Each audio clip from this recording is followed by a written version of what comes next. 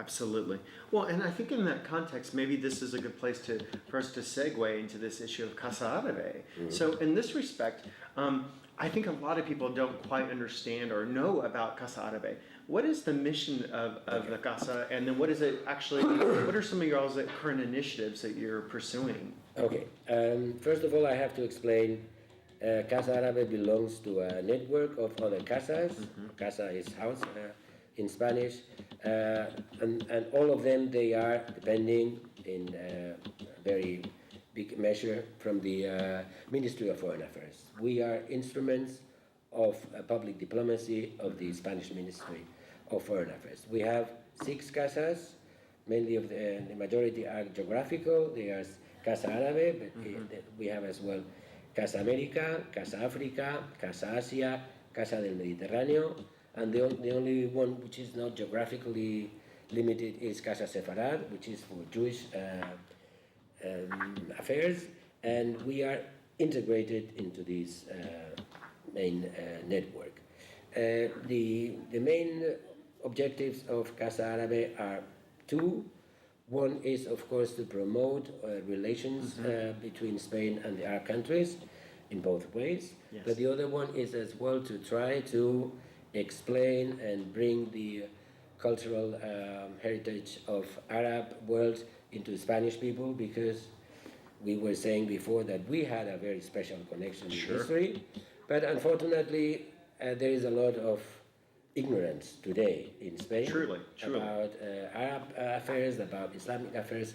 So our mission is on the exterior side, promoting relations, but as well on the home front, trying to explain and to illustrate the Spanish public opinion about Arab affairs and about as well sideways about Islam as well. So these are our main 2 purposes. And there's the thrust of the work. Are there particular initiatives that you are pursuing right now you think that really work, that are been particularly beneficial or you're excited about at Casa Arabe?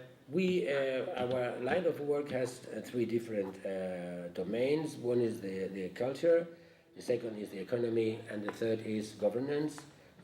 Now we are very much interested, because of the present situation, into things. One is the problem of extremism and radicalization. Certainly. We have a program in which we try to present every national program of all the different Arab countries, what they are doing against radicalization and extremism. We have already started with Mauritania, and we plan to follow up with all these countries. And we have as well, of course, a focus on 2 main topics now. One is the present situation, the crisis situations of in the Arab world. We started with Syria, and the way we try to do it is just try to bring people here who had personal and experience on the spot. So we are not trying to bring only analysts or academics. We want to bring a direct testimonial contribution from different people. And we have as well, of course, as I said before, the economic and the cultural side. But on this Islam issue today, we are dealing with it in these 2 sections I meant, and of course about the immigration and the present refugee crisis, which we did as well. A lot of activities about that. Well, it seems in that context, I mean, you're doing, I think, fundamental work. Casa Arabe is doing fundamental work in the area, I think, of educating the Spanish community and educating the international community how Spain can be a positive and proactive force. And I think the other piece we often forget is that we often don't highlight the good things that are happening, who is trying to make a difference and to make these types of efforts.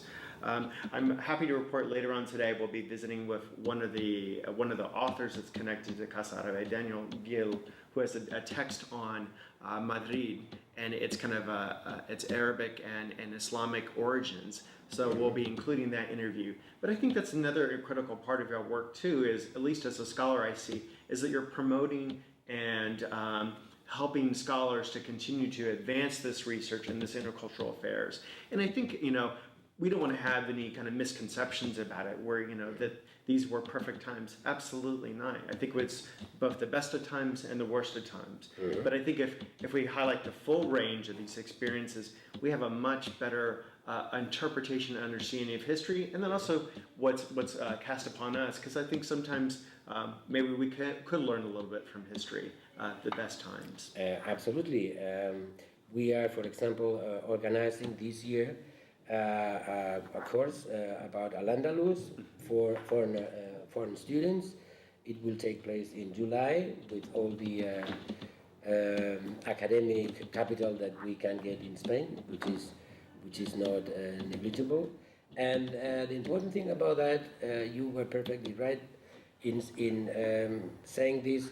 The new thing about Spain and Al-Andalus is, since the change of the political change in Spain after the dictatorship of Franco to the democracy, one of the results was the decentralization of power, and these what we called autonomic governments. And the result of this is that in many parts, especially in Andalusia, in the south, it has been a very great academic activity about the local past. Yes.